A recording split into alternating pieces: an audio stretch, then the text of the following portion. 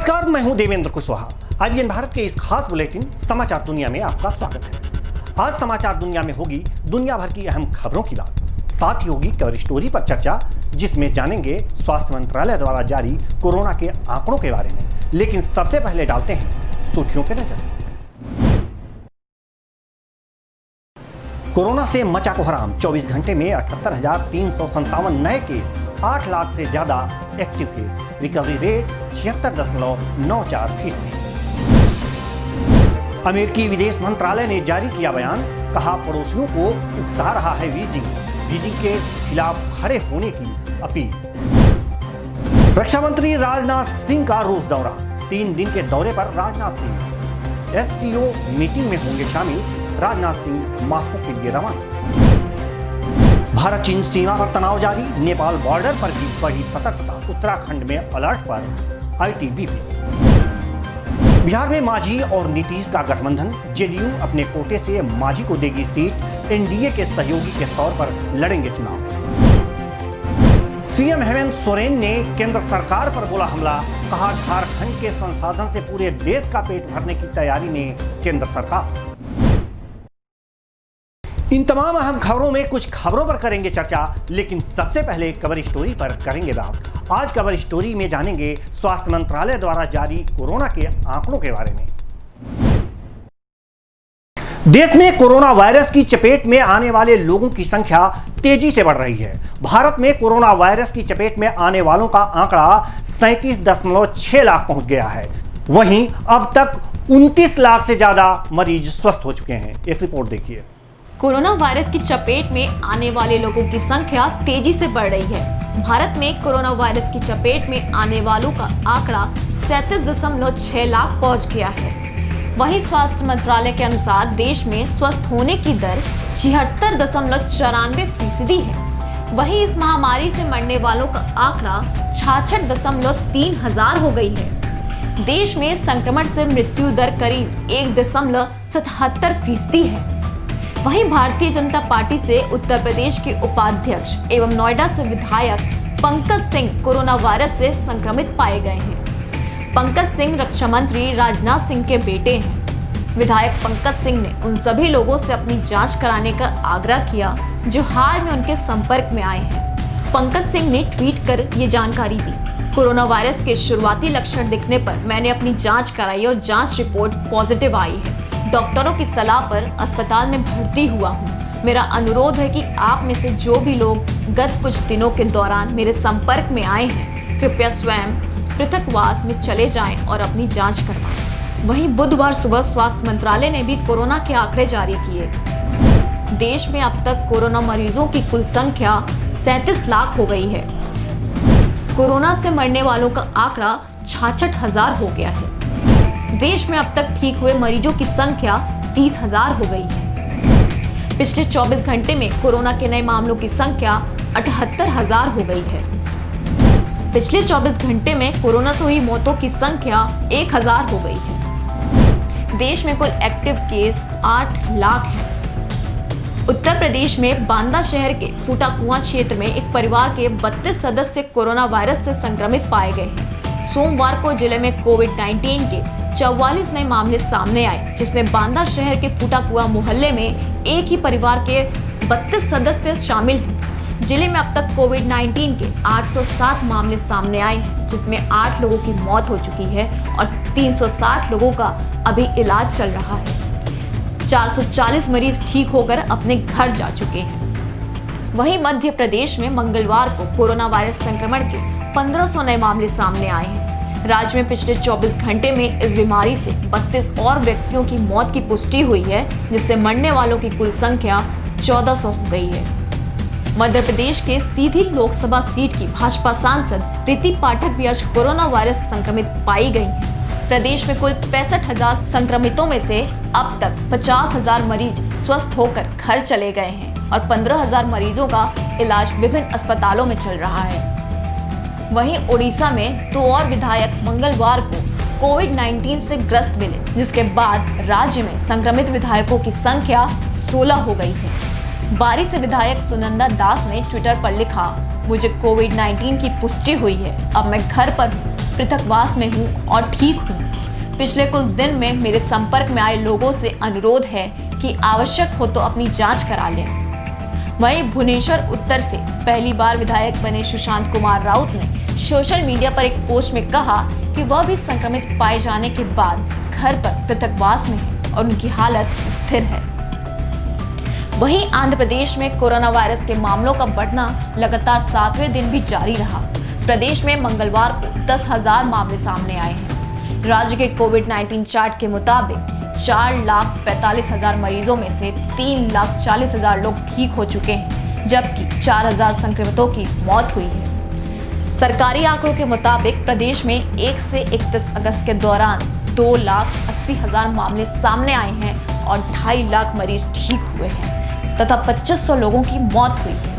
उधर जम्मू कश्मीर में शराब पर लगा कोरोना का कर वापस होगा। कोविड-19 संकट के चलते शराब पर लगाए गए 50% अतिरिक्त आबकारी शुल्क को जम्मू कश्मीर प्रशासन ने मंगलवार को वापस ले लिया। इसी के साथ वित्त वर्ष 2020-21 की बची अवधि के लिए केंद्र शासित प्रदेश में नई आबकारी नीति भी लागू कर दी गई है। आबकारी आयुक्त राजेश कुमार सावंत ने कहा कि नई आबकारी नीति में लोगों की 6 श्रेणियों के लिए पहली बार 12% आरक्षण की व्यवस्था की गई है। इसमें पूर्व सैन्य अधिकारी, बेरोजगार युवा और कमजोर तबके के लोग शामिल हैं। इन्हें केंद्र शासित प्रदेश में विभिन्न पर्यटन स्थलों पर बार-बार रेस्टोरेंट आदि खोलने में यह आरक्षण दिया जाएगा। दुनिया में कोरोना वायरस का कहर जारी है। कोरोना से अब तक 2.55 करोड़ से ज्यादा लोग संक्रमित हो चुके हैं, जबकि इस महामारी से 8.50 लाख से ज्यादा लोगों की जान जा चुकी है। अमेरिका में कोरोना मरीजों का आंकड़ा 62.24 लाख के पार पहुंच गया है। वहीं ब्राजील में कोरोना मरीजों की तादाद 40 लाख के पार पहुंच गई है। Special desk IBN Bharat. खबर स्टोरी के बाद वक्त हो चला है एक छोटे से ब्रेक का। ब्रेक के बाद देश दुनिया की तमाम खबरों से रूबरू कराएंगी हमारी सहयोगी तुलिका सिंह। लेते हैं एक छोटा सा ब्रेक। LAC पर 4 दिन के अंदर चीन ने 3 बार घुसपैठ की कोशिश की, लेकिन भारत के तेवर देख चीनी सैनिकों को दबे पांव लौटना पड़ा। इस वजह से LAC पर हालात तनावपूर्ण हैं। चीन की इस चालबाजी पर अमेरिका ने सख्त रुख अपनाया है। क्या रुख अपनाया है अमेरिका ने, देखते हैं इस रिपोर्ट में। भारत चीन सीमा पर हालात तनावपूर्ण। अमेरिकी विदेश मंत्रालय का बयान, कहा पड़ोसियों को उकसा रहा है बीजिंग के खिलाफ खड़े होने की appeal. Line of actual control पर चीन की चालबाजी को एक बार फिर भारतीय सेना के जवानों ने नाकाम कर दिया है। 4 दिन के अंदर चीन ने 3 बार घुसपैठ की कोशिश की, लेकिन भारत के तेवर देख चीनी सैनिकों को दबे पांव लौटना पड़ा। इस वजह से LAC पर हालात तनावपूर्ण हैं। चीन की इस चालबाजी पर अमेरिका ने सख्त रुख अपनाया है। अमेरिकी विदेश मंत्रालय ने कहा कि हम इसकी गहन निगरानी कर रहे हैं और शांतिपूर्ण समाधान की उम्मीद कर रहे हैं। जैसा कि कई अवसरों पर अमेरिकी विदेश मंत्री माइक पोम्पियो ने कहा था कि बीजिंग अपने पड़ोसियों और बाकी देशों से लगातार बहुत ही आक्रामक तरीके से उलझने की कोशिश कर रहा है। अमेरिकी विदेश मंत्रालय ने कहा कि ताइवान स्टेट से शिनजियांग, साउथ चाइना सी से हिमालय तक, साइबर स्पेस से लेकर इंटेल ऑर्गेनाइजेशन तक हम चीनी कम्युनिस्ट पार्टी के साथ काम कर रहे हैं, जो अपने ही लोगों को दबाना चाहती है और अपने पड़ोसियों को धमकाना चाहती है। केवल इन उकसावों को रोकने का एक तरीका है बीजिंग के खिलाफ खड़ा होना। 29 अगस्त से अब तक चीन ने 3 बार LAC पर घुसपैठ की कोशिश की है। पहली बार चीन के जवानों ने 29-30 अगस्त की रात पैंगोंग इलाके में हिमाकत की, उन्हें करारा जवाब मिला। दूसरी बार 31 अगस्त की रात भी चीनी सेना ने हेलमेट टॉप पर गुस्ताखी दिखाई, जिसका भारतीय सेना ने करारा जवाब दिया। Special desk IBN Bharat. Bharat और चीन के बीच जारी सीमा विवाद के बीच रक्षा मंत्री राजनाथ सिंह रूस की 3 दिवसीय यात्रा पर मॉस्को के लिए रवाना हो चुके हैं। अपनी यात्रा के दौरान शंघाई सहयोग संगठन SCO के रक्षा मंत्रियों की बैठक में हिस्सा लेंगे राजनाथ सिंह। एक रिपोर्ट देखिए। रक्षा मंत्री राजनाथ सिंह रूस के 3 दिवसीय यात्रा पर मॉस्को के लिए रवाना हो चुके हैं। राजनाथ सिंह ने अपनी यात्रा के दौरान शंघाई सहयोग संगठन SCO के रक्षा मंत्रियों की बैठक में हिस्सा लेंगे। राजनाथ सिंह ने 2 ट्वीट किया और ट्वीट करते हुए लिखा, मॉस्को के लिए जा रहा हूँ। मैं द्वितीय विश्व युद्ध में जीत की 75वीं वर्षगांठ के उपलक्ष्य में संघाई सहयोग संगठन SCO, सामूहिक सुरक्षा संधि संगठन CSTO और CIS सदस्यों के रक्षा मंत्रियों की संयुक्त बैठक में इस यात्रा के दौरान हिस्सा लूंगा। वहीं राजनाथ सिंह ने अपने दूसरे ट्वीट में लिखा कि मैं द्विपक्षीय सहयोग और आपसी हितों के मुद्दों पर चर्चा करने के लिए रूस के रक्षा मंत्री से भी मिलूंगा। भारत और रूस विशेषाधिकार प्राप्त साझेदार हैं। मेरी यात्रा के दौरान इस साझेदारी को आगे बढ़ाने के लिए तत्पर हूँ। शंघाई कॉरपोरेशन ऑर्गेनाइजेशन SCO के समूह में भारत, रूस, चीन, कजाकिस्तान, तजाकिस्तान, उज्बेकिस्तान और पाकिस्तान जैसे देश शामिल हैं। वहीं सम्मेलन में चीन के रक्षा मंत्री भी शामिल होंगे। Special desk IBN Bharat. Bharat और चीन सीमा पर तनाव जारी है। इस बीच गृह मंत्रालय की ओर से चीन से सटी अन्य सीमाओं पर निगरानी बढ़ाने को कहा गया है। भारत नेपाल चीन बॉर्डर पर अतिरिक्त कंपनियों की तैनाती की जा रही है। क्यों बढ़ती जा रही है सतर्कता, जानिए इस रिपोर्ट में। भारत चीन सीमा पर तनाव जारी, नेपाल बॉर्डर पर भी बढ़ी सतर्कता। उत्तराखंड में अलर्ट पर ITBP। भारत और चीन के बीच बॉर्डर पर हालात सामान्य नहीं है। ऐसे में चीन की चालाकी को जवाब देने के लिए सेना हर मोर्चे पर सतर्क है। लद्दाख में जारी तनाव के बीच अन्य सीमाओं पर भी हलचल बढ़ गई है। गृह मंत्रालय की ओर से भारत चीन, भारत नेपाल और भारत भूटान पर सुरक्षा बलों को सतर्क रहने को कहा गया है। एक रिपोर्ट के अनुसार ITBP और SSB को अलर्ट पर रखा गया है। इसके तहत उत्तराखंड, अरुणाचल, हिमाचल, लद्दाख और सिक्किम बॉर्डर पर ITBP की निगरानी को और भी मजबूत किया गया है। उत्तराखंड के कालापानी इलाके में जहां पर भारत, चीन, नेपाल तीनों देशों का मेल है, वहां भी सतर्कता बढ़ गई है। SSB की 30 कंपनी यानी 3000 जवानों को भारत नेपाल बॉर्डर पर भेजा गया है। इससे पहले इन कंपनियों की तैनाती कश्मीर और दिल्ली में मंगलवार को गृह मंत्रालय में बॉर्डर मैनेजमेंट के सेक्रेटरी और ITBP SSB के अधिकारियों के साथ बैठक हुई थी। इस बैठक के साथ चीन, नेपाल, भूटान सहित दूसरे बॉर्डर पर सतर्कता बढ़ाने के निर्देश दिए गए हैं। आपको बता दें कि लद्दाख बॉर्डर पर चीन ने बीते दिनों में घुसपैठ की कोशिश की है। इस दौरान हाथापाई की स्थिति भी आई, लेकिन भारतीय सेना के जवानों ने चीन की हर कोशिश को नाकाम कर दिया। इससे पहले भी कई बार चीन लद्दाख सीमा के अलावा अरुणाचल और उत्तराखंड में हलचल करते आया है। ऐसे में भारत पहले से ज्यादा सतर्क है। Special desk IBN Bharat. देश दुनिया की खबरों के बाद लेते हैं छोटा सा ब्रेक। ब्रेक के बाद देखेंगे राज्यों से आज। ब्रेक के बाद स्वागत है आपका। देश दुनिया की अहम खबरों के बाद करेंगे राज्यों की बात। उत्तर प्रदेश, बिहार और झारखंड में क्या रहा खास, जानते हैं समाचार दुनिया में योगेश पांडे के साथ। राज्यों से आज।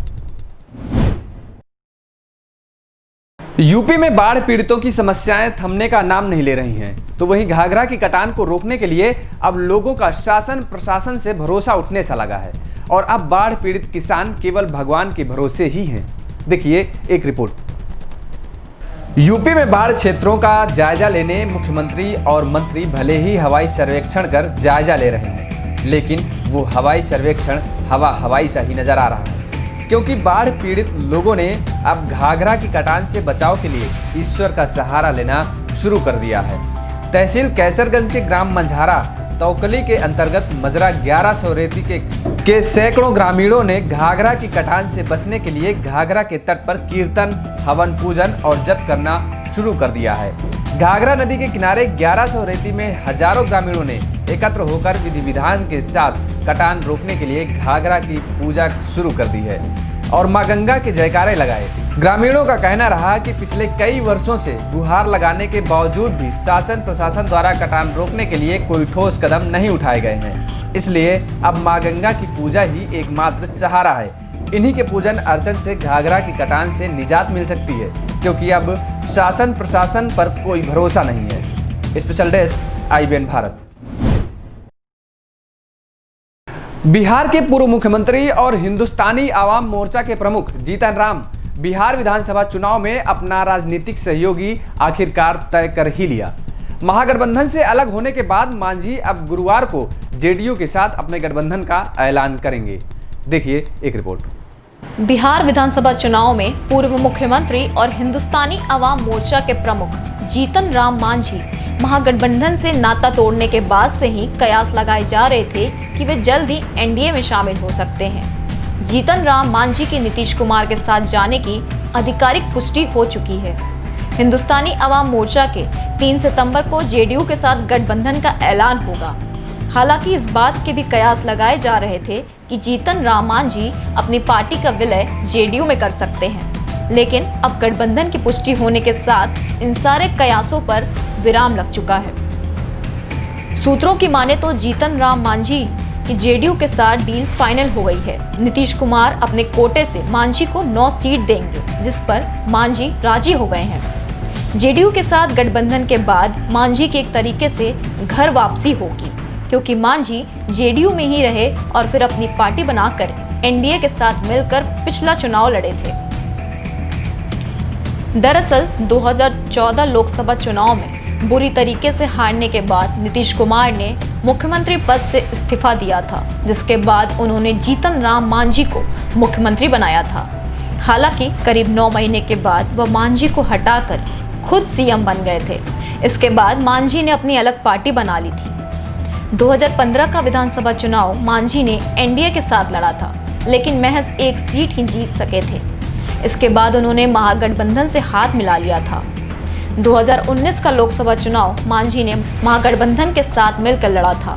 जीतन राम मांझी ने महागठबंधन में रहते हुए समन्वय समिति बनाने की मांग उठाई थी, ताकि यह कमेटी फैसला ले सके कि चुनाव की रणनीति क्या होगी और मुख्यमंत्री चेहरा कौन होगा। हालांकि मांझी की इस मांग को आरजेडी ने खारिज कर दिया, तो नाराज होकर उन्होंने 22 अगस्त को महागठबंधन से नाता तोड़ लिया था।